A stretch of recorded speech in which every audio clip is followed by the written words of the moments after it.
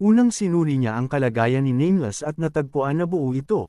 Pagkatapos ay tiningnan niya ang malaking espada at natagpuan na may maliliit na bitek ito. Saka lang niya napagtanto na hindi ito basura, ito ay isang kayamanan. Marahil dahil nakalagpas siya sa kanyang cultivation, tumaas din ang kapangyarihan ni Nameless. Nasiyahan si Lasho at ibinalik si Nameless. Pagkatapos ay nagsimula siyang maghanap sa lihim na silid. Ang mga gamit sa sandatahan ay nababalutan ng alikabok matapos iwanan ng matagal. Ilang sandali ang lumipas, isang sandata na nakabalot sa tela ang nakaagaw ng kanyang pansin. Tinimbang niya ito at natagpuan na ito ay hindi bababa sa 50 pounds. Ding! Ibalik ang sandata, ang Overlord Spear. Inirekomendang may-ari, Duan Motion. Ang Overlord Spear ay malaki ang sukat at mabigat ang timbang. Sa katawan ng sibat, mayroong parang buhay na Azure Dragon. Kapag iwinasiwas, humahaginit ito sa hangin. Iwinasiwas ito ni Lasho ng ilang beses, nararamdaman na ang kanyang mga buto ay mas angkop sa pagpaplano. Mas gusto niya si Nameless kaysa sa Overlord Spear, pagkatapos ng lahat, si Nameless ay maaaring magbagong anyo sa anumang sandata. Mas kapaki-pakinabang ito. Isang magandang espada na nakasabit sa dingding ang nakaagaw ng kanyang pansin. Kadalasan ang mga hindi kapansin-pansin ay mga kayamanan, malinaw na isang magandang espada. Interesado si Lasho, lumapit, ngunit paglapit niya, ang magandang espada ay nabasag sa ilang piraso sa isang snap. Nang makita ito, nakaramdam siya ng matinding pagkailang. Ang mga depektibong produkto ay kinukolekta sa isang lihim na silid. Wala siyang oras para maging mapili, ipapalinis niya ito sa kanyang mga alagad sa ibang araw. Ang espada para kay Gian na Ijin ay aayusin sa ibang pagkakataon.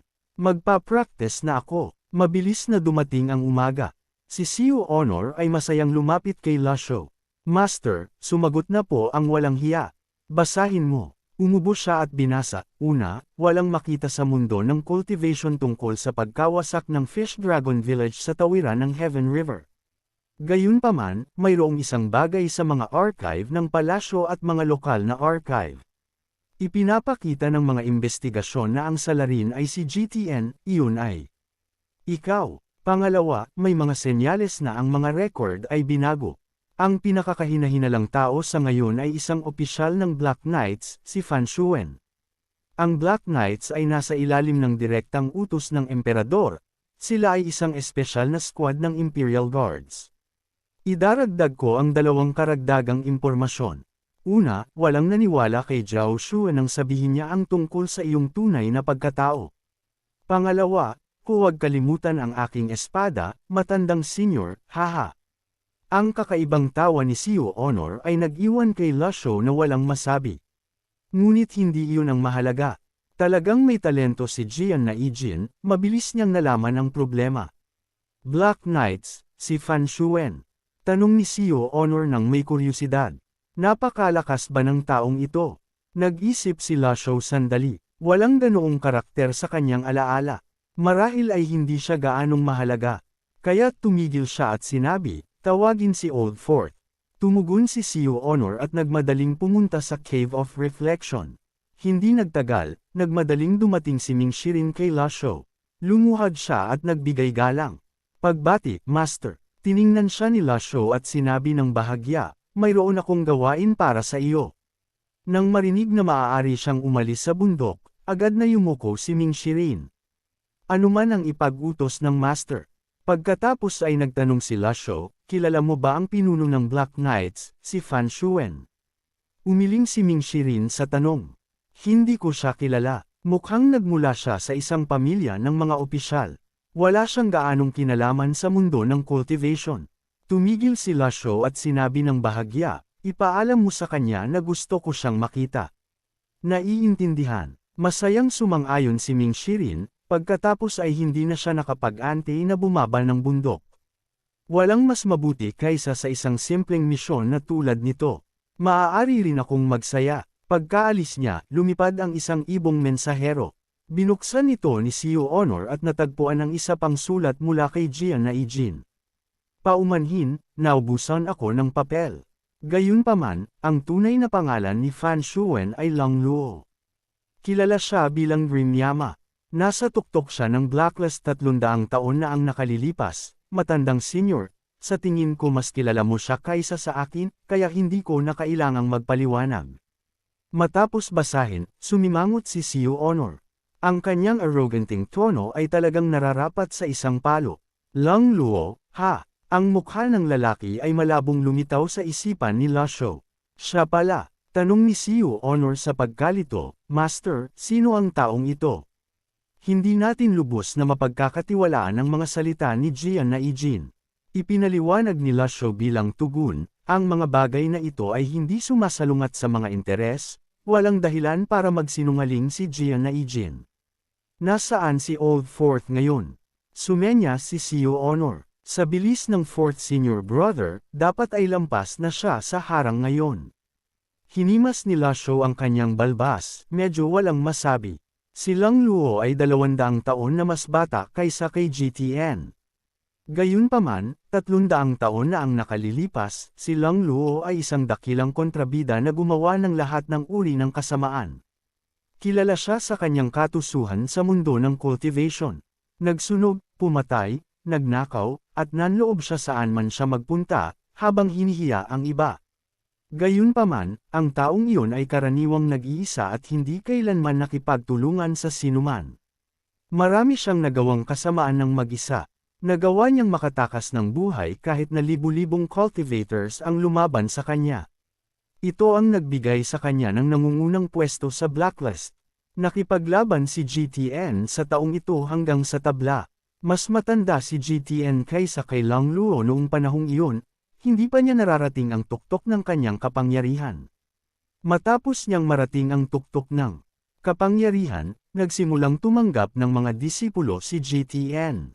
Ang Jinting Mountains Evil Sky Pavilion ay gamulat sa mundo, na nagbigay kay GTN ng nangungunang pwesto sa blacklist. Noong panahong iyon, tila nawala si Lang Luo ng walang bakas. Matapos magtago ng ilang daang taon, ang kanyang pwesto sa blacklist ay unti-unting bumaba at nakalimutan ng iba sa mundong ito. Tanging ang mga accomplished cultivators lamang ang nakatira ng higit sa 300 taon. Natural lamang na ang nakababatang henerasyon ay hindi pa nakarinig tungkol kay Lang Luo. 300 taon na ang nakalilipas. Ang taong ito ay nasa nascent divinity tribulation realm na may 6-leaf golden lotus 100 tribulations inside avatar. Ngayong 300 taon na ang nakalipas, ano ang kanyang cultivation base ngayon? Kahit na wala siyang naging pag-unlad sa loob ng mga siglo, tiyak na mas malakas siya kaysa kay Ming Shirin, na kamakailan lamang ay nakamit ang kanyang 100 tribulations inside avatar. Hindi siya isang taong kayang talunin ni Ming Shirin. Sa pag-iisip nito, inutusan ni Lasho si Siu Honor na sumulat ng sulat. Padalhan mo ng salita si Old Fourth. Ang taong iyon ay lubhang mapanganib, sabihin mo sa kanya na mag-ingat. Medyo nagulat si Siu Honor nang marinig ang mga salita ng kanyang master. Dapat ba nating tawagin pabalik si fourth senior brother? Umiling si Lasho bilang senyales na hindi kailangan. Pagkatapos ng lahat, si Ming Shirin ay isang malakas na cultivator sa nascent divinity tribulation realm. Matapos ang mga taon ng pagpapahirap sa ilalim ni GTN, nagkaroon siya ng karakter na parang il.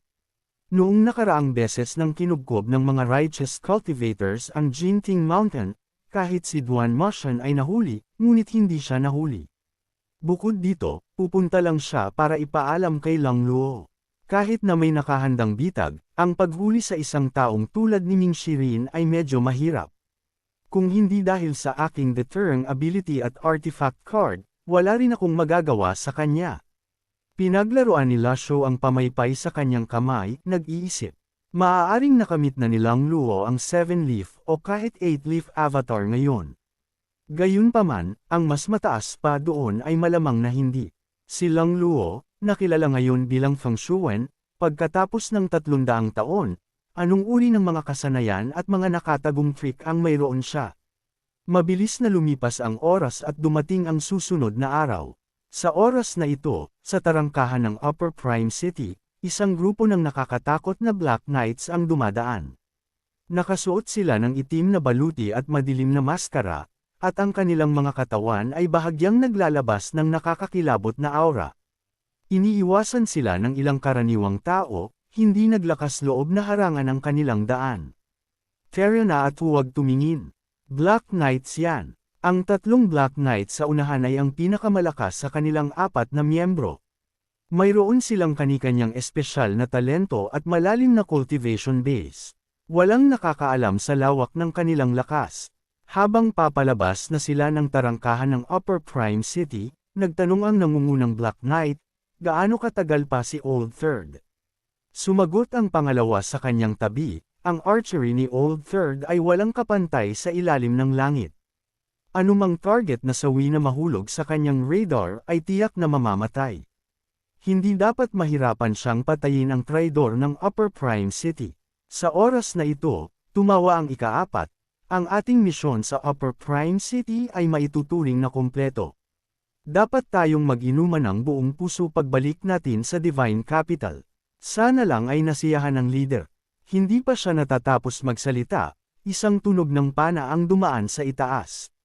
Sa sumunod na segundo, may kalabog, isang ulo ang nakapako sa pader ng lungsod. Ang tatlong Black Knights ay hindi masyadong nagulat, gaya ng inaasahan, kahanga-hanga si Old Third. Ang kanyang archery ay tunay na walang kapantay sa ilalim ng langit.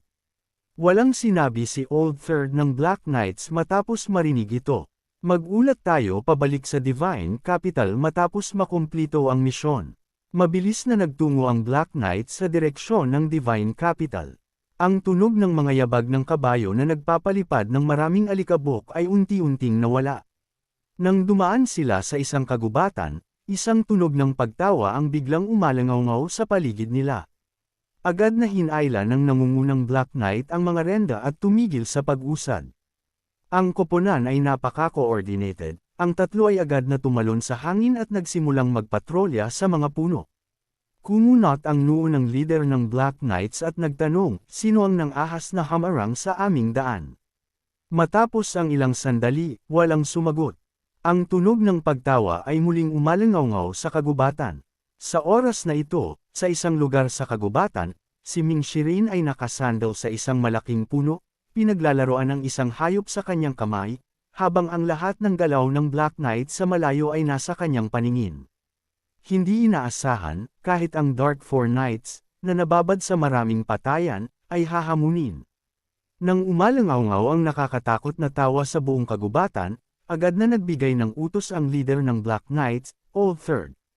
Pagkabigkas niya ng mga salita, pinakawalan ng sharpshooter na si Old Third ang pana sa kanyang kamay. Ang pana ay tumagos sa hangin na parang kidlat. Sa ilalim ng balot ng malakas na Master Energy, winasak nito ang sunod-sunod na puno na parang kawayan. Nagtanong si Old Four sa pagkalito, nakuha mo ba siya? Umiling si Old Third at sumagot, hindi. Ang taong ito ay tiyak na isang nascent Divinity Tribulation Realm expert. Sa sandaling ito, isang mapaglarong boses ang tumunog, hindi masama ang marksmanship. Nang marinig ang mga salitang ito, nagsalita ang boss na may hindi tiyak na ekspresyon, sino ka? Ang sulok ng bibig ni Ming Shirin ay nagpakita ng kurba, ang disipulo ng Evil Sky Pavilion ng Jinting Mountain. Nasaan si Fan Shuwen, leader ng Black Knights? Nang marinig ang mga salitang Jinting Mountain, agad silang nag-alerto. Kaya isang kaibigan mula sa Evil Sky Pavilion. Kaibigan, haha, nasaan si Fan Shuwen? Ang arroganting tawa ni Ming Shirin ay patuloy na umalangaw-ngaw sa paligid, at ang mga puno sa kagubatan ay nagsimulang lumago ng kakaiba at ligaw. Ito ay isang jungle area kung saan ang Fluid Heart Technique ay maaaring lubos na magamit. Kahit ang isang cultivator sa nascent Divinity Tribulation Realm na may six-leaf avatar ay maaaring hindi siya mahuli sa lugar na ito.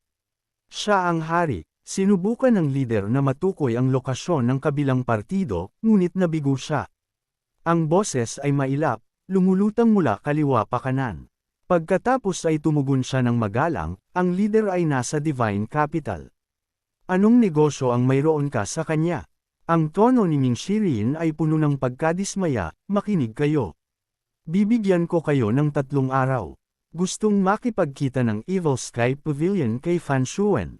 Kung hindi, matatapos siya tulad ng punong ito. Sa kanyang mga salita, isang mataas na puno ang biglang pumilipat at nabago ang hugis, at humadyas patungo sa grupo ng Black Knights.